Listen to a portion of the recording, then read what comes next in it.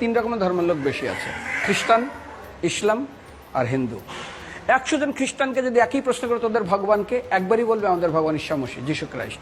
মুসলমানকে জিজ্ঞাসা করবে 3 থেকে 5 মানে মৃত্যুর আগে পর্যন্ত, যাকে এই তোদের ভগবানকে, একই উত্তর দেবে, ভাই আমাদের ভগবান হলো আল্লাহ। হিন্দুদেরকে যদি একই প্রশ্ন করা হয়, ভাই তোদের ভগবানকে, কনফিউজ। 100% হিন্দু 100% কনফিউজ, জানে না ভগবানকে। দ্বিতীয়ত, যদি তুমি মুসলমানকে জিজ্ঞাসা হয় তোরা মসজিদে কেন যাচ্ছিস, ওদের শেখানো হয় মসজিদে যেতে হবে নামাজ আদায় করার জন্য। সপ্তাহে ওরা 100% একদিন মসজিদে যাবেই।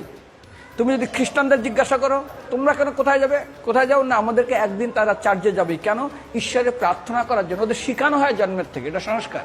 আর হিন্দুদের যদি জিজ্ঞাসা করে তোমরা মন্দিরে কেন যাচ্ছ, হ্যাঁ আমার ছেলের বিয়ে হচ্ছে না, আমার মেয়ের বাচ্চা হচ্ছে না, আমার বাবা হসপিটালে আছে, কালকের আমার মামলার ডেট আছে, আমার ব্যবসা খুব খারাপ, আমার শরীর খুব খারাপ।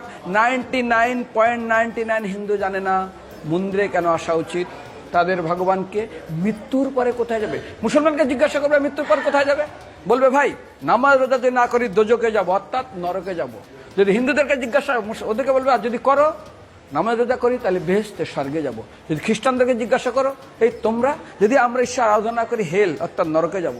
যদি বলা হয় যদি করো ঈশ্বর আরাধনা তাহলে তোমরা হেভেন স্বর্গে যাব। আর হিন্দুদেরকে বলে যে তোমরা মরার পরেই 99% হিন্দু এটাই বলে, মিথ্যাই বলে, আমার বাবার সজ্ঞানে স্বর্গে গিয়ে বসেছে। তোর বাবা কি জমি কেনা আছে নাকি স্বর্গে?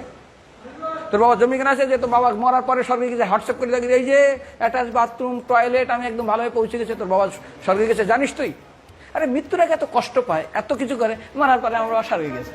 আরে যখন পুলিশে কোনো কয়েদি কোনো অপরাধীকে ধরে 2-4টা ডান্ডা মারে, তারপর থানায় গিয়ে আরো ট্রিটমেন্ট করে, তারপরে কোর্টে বিচারে, তারপর জেল খাটে, মৃত্যুর আগে এত কষ্ট করে আমরা মারা যায়, মারা পরে আমার বাবা স্বর্গে গিয়ে বসে আছে, ওর বাবার জন্য জমি কেনা আছে না, এরকম বলা যাবে না। এই জন্য আমাদের শাস্ত্র বলে পরলোকগত, স্বর্গীয় বলে না।